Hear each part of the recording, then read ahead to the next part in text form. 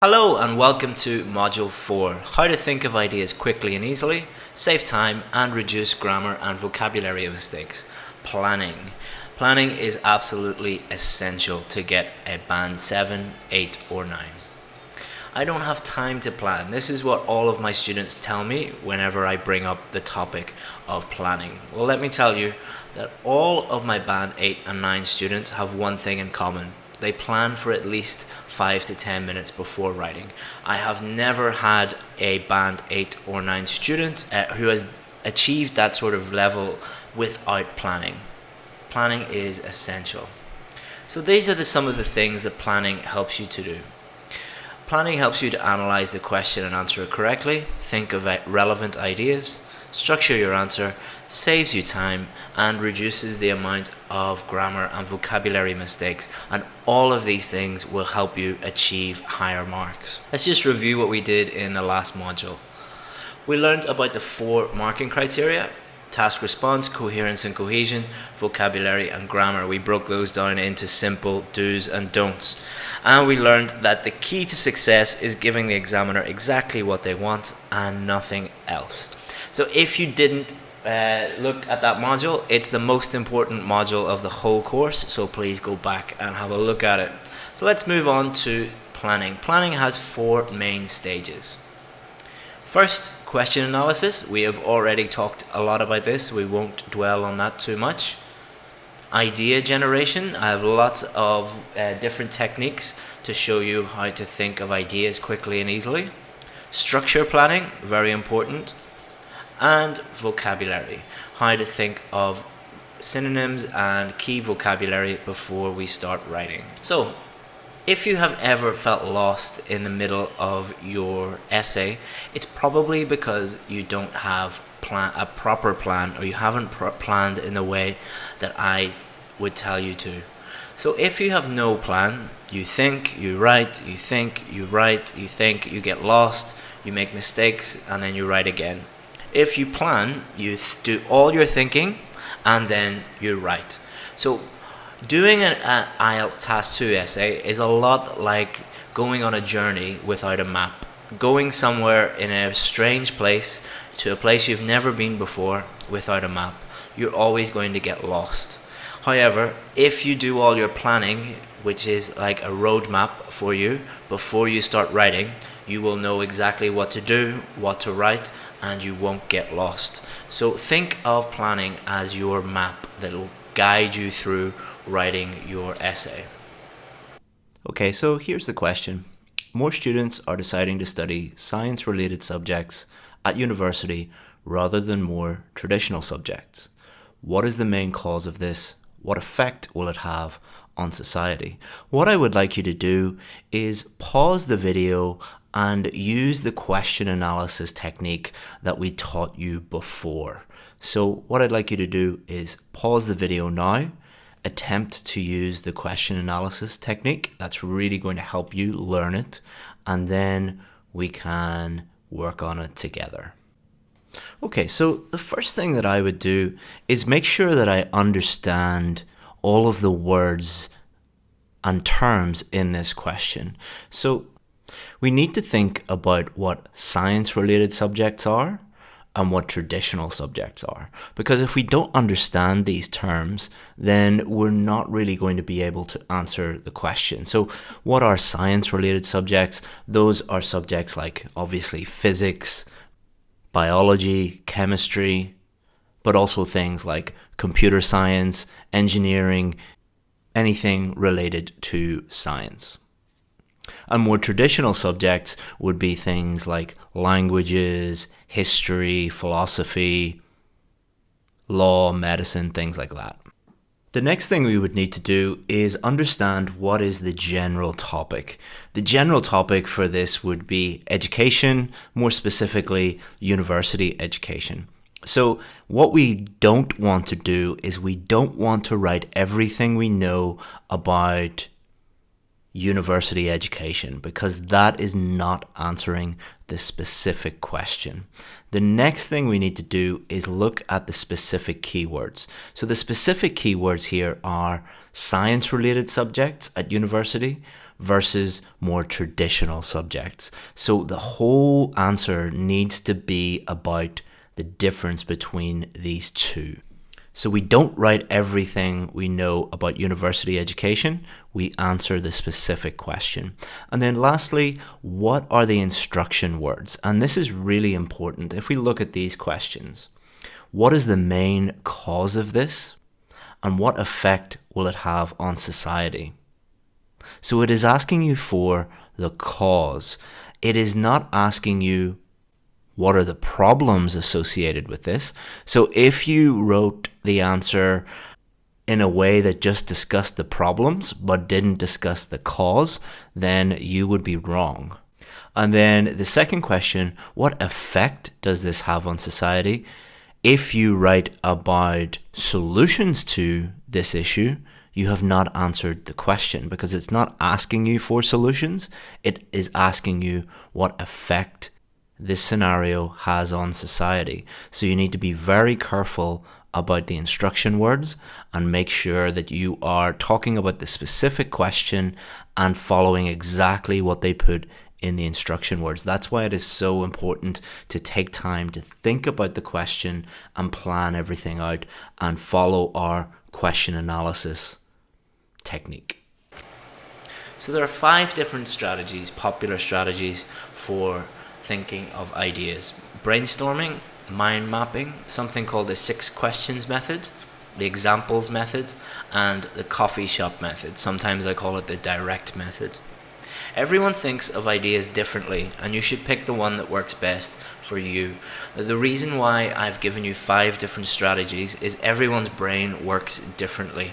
So you shouldn't ever have a teacher tell you exactly what to do when thinking of ideas. Some people really like brainstorming. Some people really like thinking of examples. Some people really like mind mapping.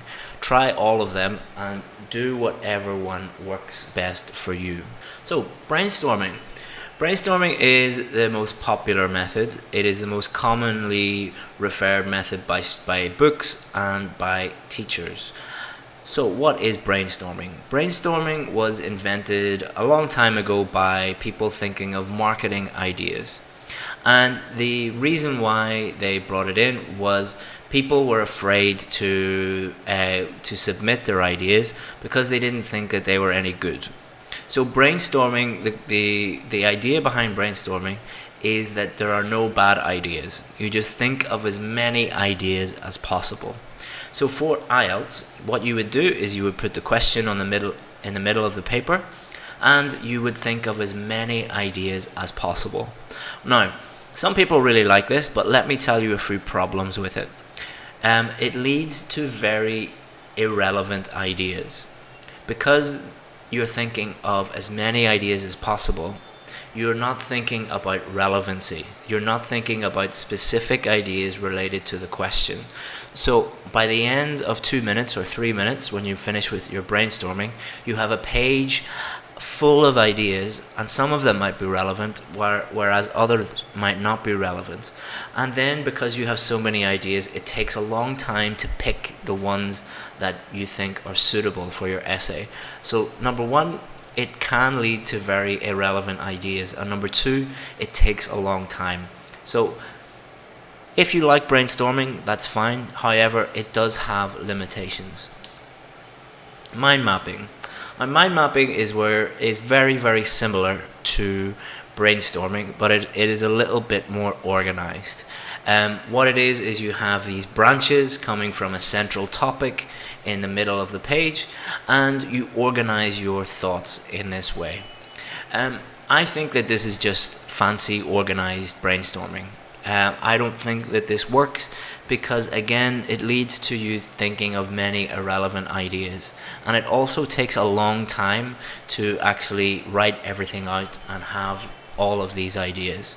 However, some people really like this and it works for them. If this type of organization works for you, if you like to see all of your thoughts on a page, then please try this method, but do be aware that it has some limitations as well. 6 questions method. This method helps you by asking very specific questions and generating ideas that way. So, Who, if we go back to the question, okay, so if we go back to this question just to remind you about it, what are the causes of people studying science-related topics? If we think about it. So who? Students. They are the people who are studying it. Big tech companies like Apple are the people who want students to study science-related ideas. What? What are the subjects? Computer science, engineering, computer programming, things like that. Why? Money. Most of the best paid jobs are now in big tech companies. The prominence of the internet, and modern culture is all about technology. So where? Silicon Valley is where a place just outside San Francisco where all the big tech companies are.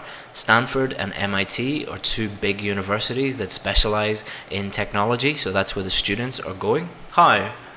Apply to university, that's how they do it, and graduate with a degree. So the last question, when? Just in the last 10 or 20 years have people started really studying computer science, engineering, computer programming. So with these 6 very specific questions, you have very specific ideas about the question, and there are too many ideas there really, but these will help you form your main ideas. Some people don't like this method because it's too logical. However, if you think very logically, this might be the best method for you. This method uses real examples to help you think of ideas. So this is a very practical method of thinking of ideas. All you do is think of real life examples. So here are some examples that I thought of quickly. Facebook, Apple, and Google. This is one of the main causes of people wanting to study. Personal experience, your phone. Everyone is looking at apps all day. Most people are addicted to their phone. So they might think, oh, I want to work for a company like Uber or Facebook that make apps. I read a newspaper report recently that talked about the shortage of teachers for science degrees. So this is one of the effects. And I read a survey recently that says graduates from Stanford make more money than Harvard for the first time ever. Stanford is a very technology-oriented university, whereas Harvard is more traditional subjects. So this would be a good example I could use. So let's look at the final method. This is my favorite method. Sometimes I call this the direct method. Sometimes I call it the coffee shop method. So the reason why I came up with this was because students in my class were failing to think of ideas because of stress and pressure of the exam. In class, they had no problems thinking of ideas. So I had lots of students who, when I talked to them in class or when they were talking to their classmates about these problems, they had no issue with thinking of 3, 4, 5, 6, even more ideas. However, whenever they went to do the exam, they couldn't think of ideas. So why was that?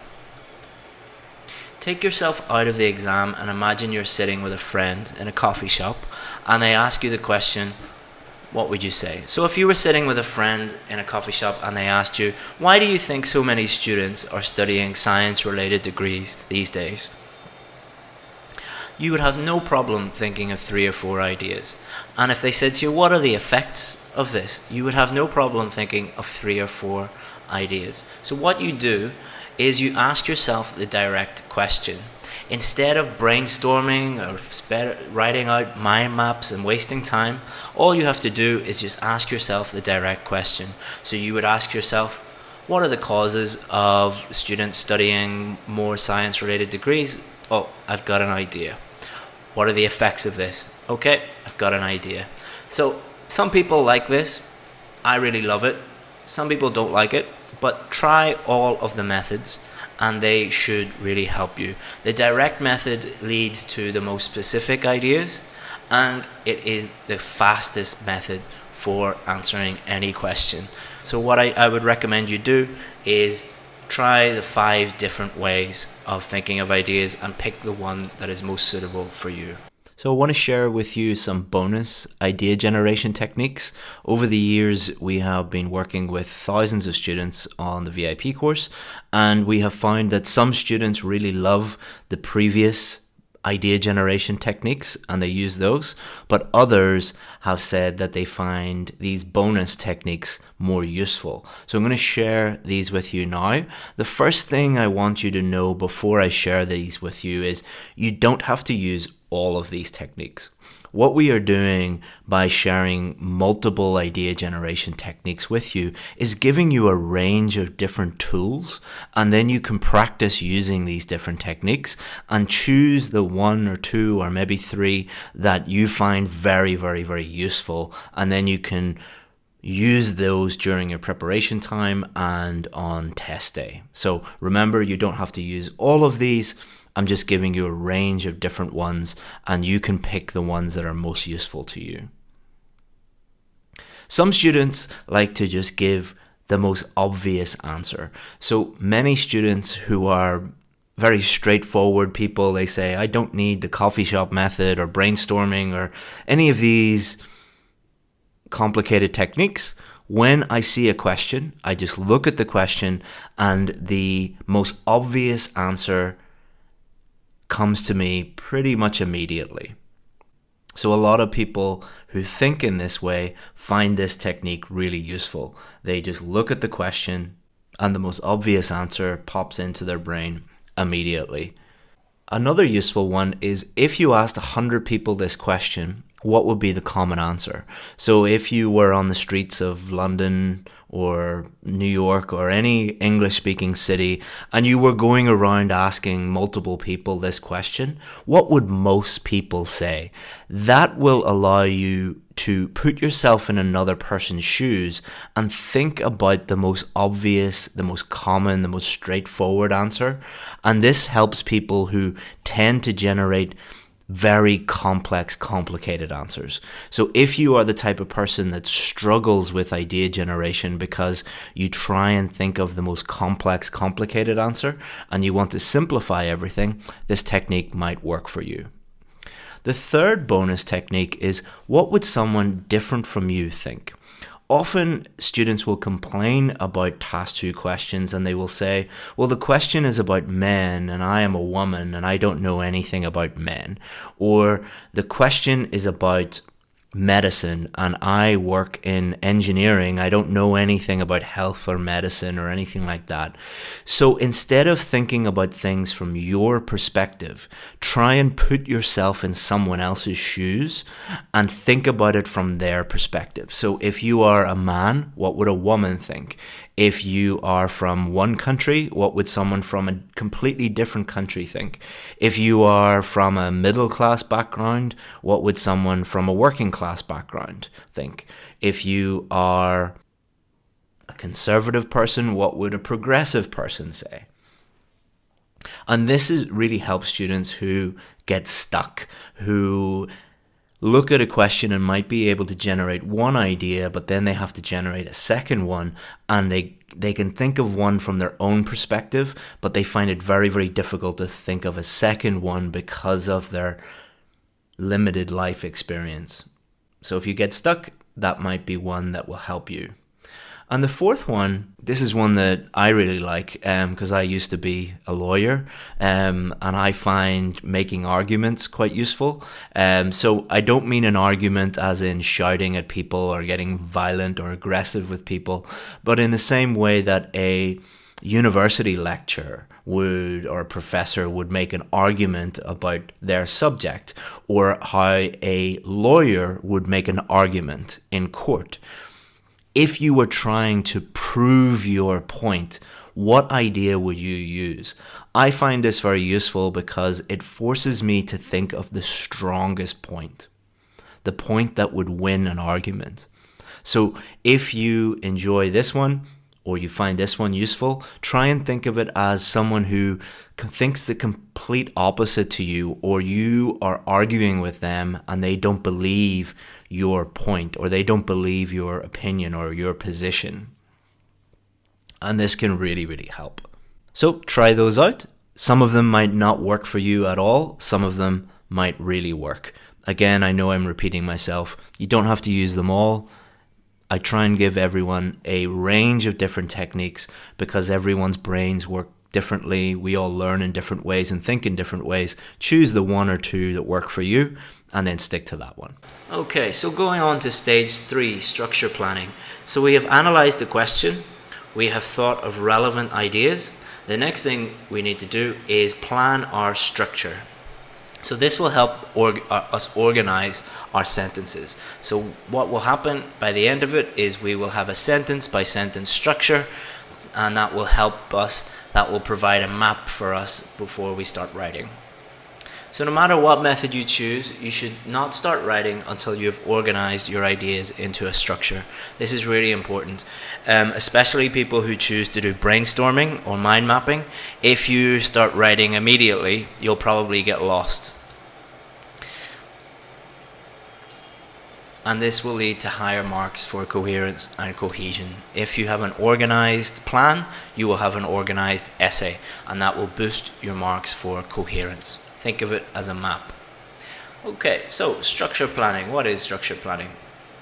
Let's look at the question one more time, just to remind ourselves of the question.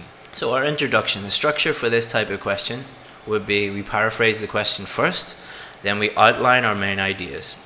Okay, so the introduction has 2 sentences. Paraphrase the question, outline main ideas.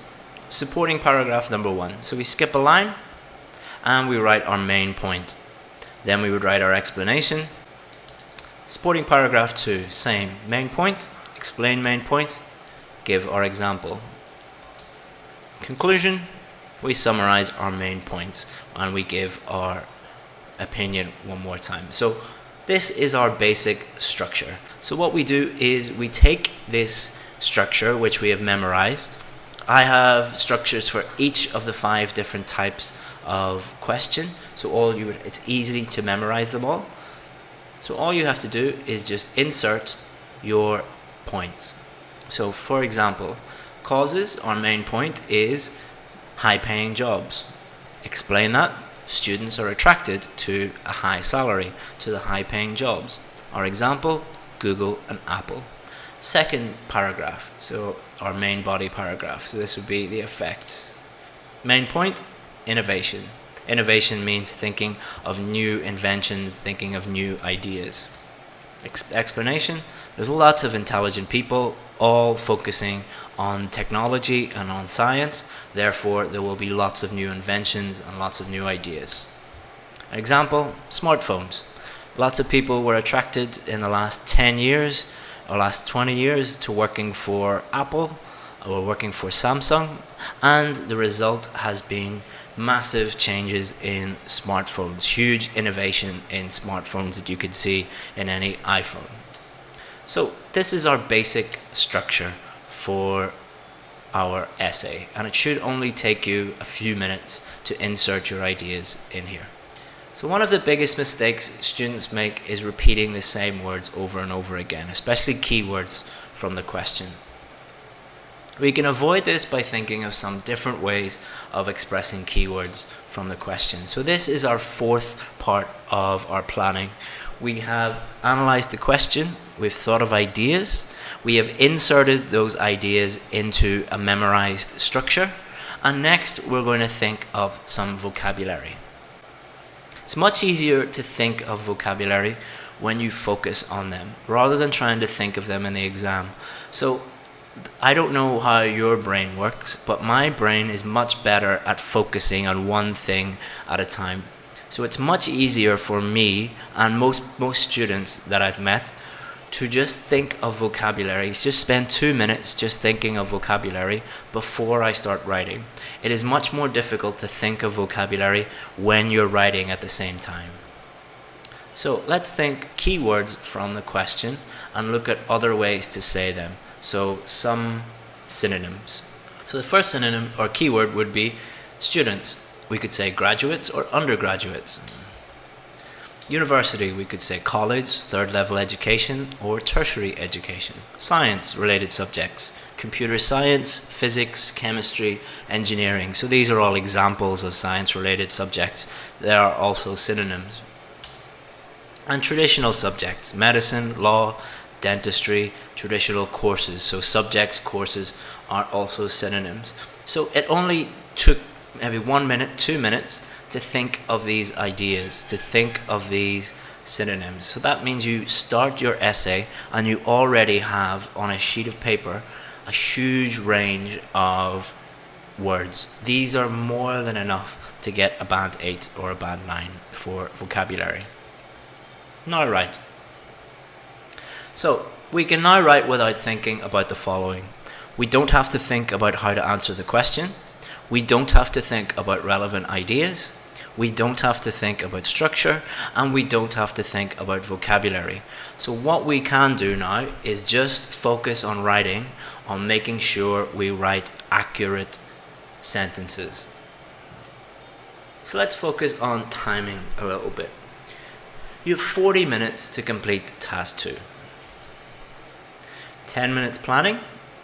Some people can plan in 5 minutes, some people can plan in 10 minutes. These are just estimates.